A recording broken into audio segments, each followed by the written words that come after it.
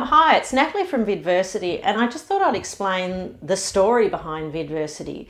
So the whole concept evolved around, I started a business called CPD Interactive, and that's a business that provides online learning for lawyers that they have to do. It's compulsory. So I built it up, and I was using all kinds of authoring tools like Storyline, and then their new, more recent one, Rise. But the problem I was finding is twofold. One is that it took a really long time for me to go and ask someone who is an expert in their field to write me a paper or give me the material. Then I needed to do all this instructional design.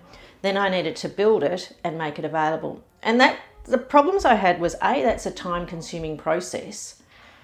But what I really struggled with is I didn't think the output was that great. I don't think people really like reading and then clicking on next button, reading, maybe a few animations. So then it really hit sort of the end of the road for me when I launched a course that had taken about 3 or 4 months to build on the new carbon tax. And it cost probably $10,000 to build the course, maybe a little bit more, an hour-long course. And we launched it, and the next day Tony Abbott removed the carbon tax. And I just thought, this is just not really the best way for us to deliver information. So I went back to how we really teach. Like I've been lecturing for years. I work a lot at Melbourne Law School, and I teach in all different environments. And I've always thought, that's how we teach. We teach by standing up and delivering. And I do a lot of work and preparation before I actually get to my feet. So I've done the instructional design. So it dawned on me, why aren't we just capturing that and making that as the starting point? That's sort of the beginning of where you build your online learning.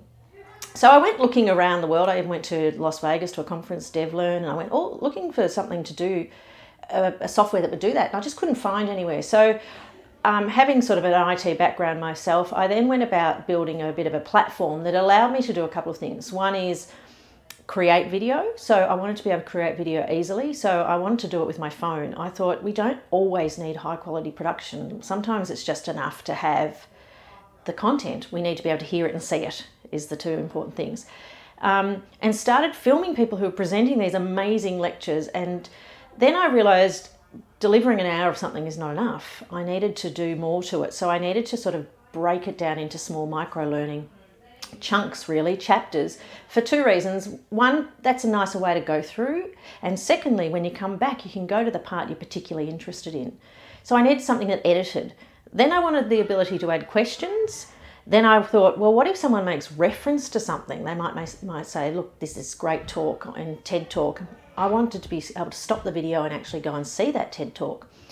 And finally, I also wanted the ability to have questions in there so it could really reinforce that learning. And so I built this platform in a very raw format just for me, for CPD Interactive.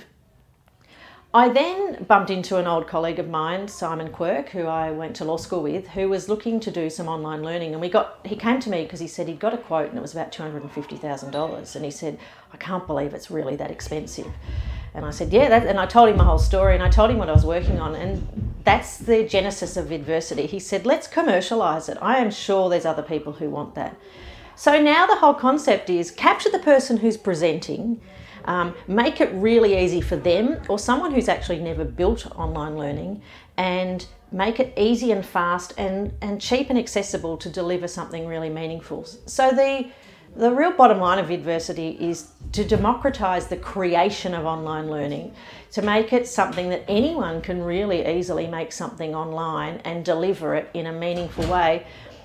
But most importantly, I think it's a better outcome for the learners. I think the learners enjoy it a whole lot more. So I think the actual output, even though it's cheaper, quicker and easier, is so much more interesting and meaningful because it's a human being telling us what they are an expert in and what they've designed, rather than getting that expert and saying, now that I saw you do this amazing presentation, can you write me a paper about it?